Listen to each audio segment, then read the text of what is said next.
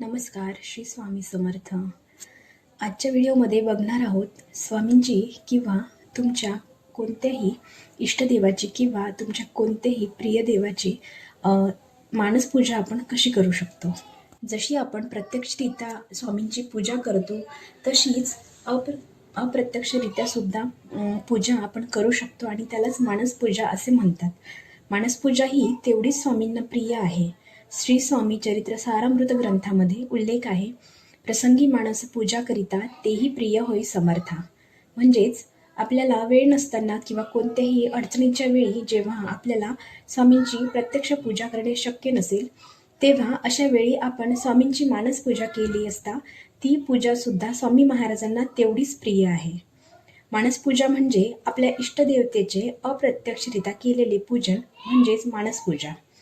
मानसपूजन म्हणजेच बाहेरच्या वस्तू, देव्हारा, फुले, दिवा यांचा उपयोग न करता पूर्णपणे मनामध्ये श्रद्धा भक्तीने देवाची केलेली पूजा होय. यात मनाच्या शक्तीने देवाचे स्वरूप, मंदिर, पूजेची सर्व साधने आणि संपूर्ण पूजा ही कल्पनेत आणि भावनेतून केली जाते. सोप्या शब्दात सांगायचं तर मनातून, भावनेतून आणि श्रद्धेतून केलेली देवपूजा म्हणजेच मानसपूजा. तर आता मानसपूजा म्हणजे काय याचा अर्थ समजला असेलच. या पूजनासाठी वेळेचे, जागेचे असे कोणतेच बंधन नसते. ऑफिसमध्ये, प्रवासात किंवा अगदी रात्री झोपताना सुद्धा आपण मानसपूजा करू शकतो. या पूजेमध्ये फक्त भाव, श्रद्धा आणि एकाग्रता सर्वात महत्त्वाची आहे. मानसपूजा केल्याने आपण स्वामींच्या अधिक जवळ पोहोचतो. आपण प्रत्यक्ष पूजेमध्ये जी फुले, वस्त्र, नैवेद्य स्वामींना आपण अर्पण करतो त्यापेक्षा अधिक उत्तम फुले, वस्त्र आणि विविध प्रकारचे नैवेद्य, त्यानंतर सुगंधी द्रव्ये आपण मानसपूजेमध्ये स्वामींना अर्पण करू शकतो. कधीकधी आपली परिस्थिती नसल्यामुळे किंवा पूजेमध्ये एखाद्या गोष्टीची उपलब्धता नसल्यामुळे इच्छा असून सुद्धा जे आपण प्रत्यक्ष पूजेमध्ये स्वामींना अर्पण करू शकत नाही ते सर्व काही छान छान गोष्टी आपण मानसपूजेमध्ये स्वामींना अर्पण करू शकतो. स्वामींना आपण सोन्या चांदीच्या ताटामध्ये नैवेद्य अर्पण करत आहोत. चांदीच्या समया स्वामींसमोर आपण लावत आहोत. स्वामींना आपण छान सुंदर रेशमी वस्त्र नेसवत आहोत. अशा सर्व स्वामींच्या पूजनाच्या इच्छा आपण मानसपूजेमध्ये पूर्ण करू शकतो. आपले स्वामी हे फक्त लंगोट परिधान करत असत.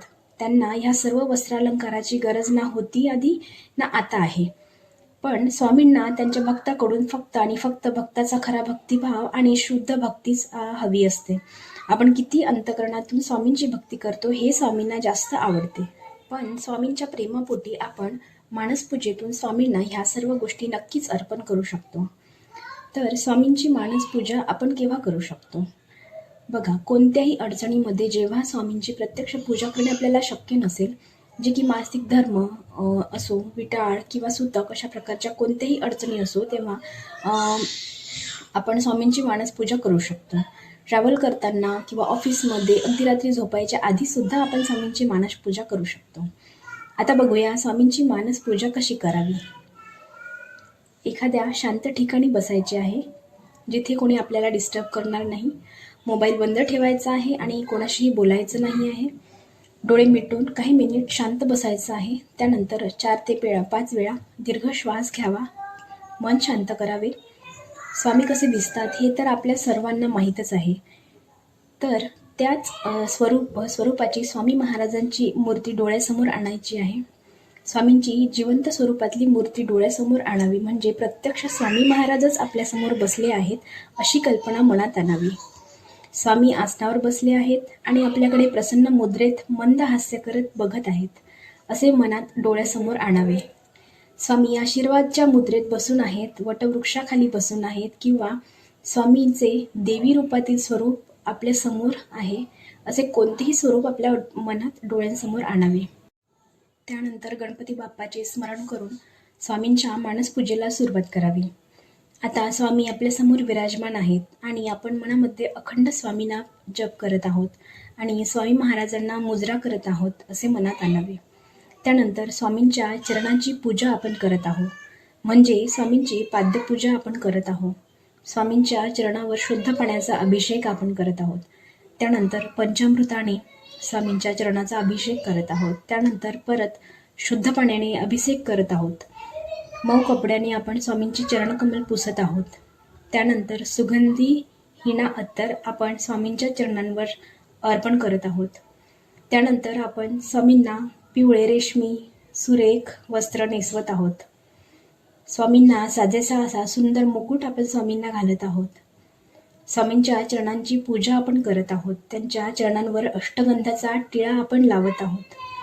स्वामींच्या चरणी अक्षदा अर्पण करत आहोत. स्वामी महाराजांना आपण अष्टगंधाचा टिळा लावत आहोत. त्यानंतर आपण महाराजांच्या चरणी सोनचाफा, मोगरा, जाईजुई, गुलाब अशी सुगंधी फुले अर्पण करत आहोत.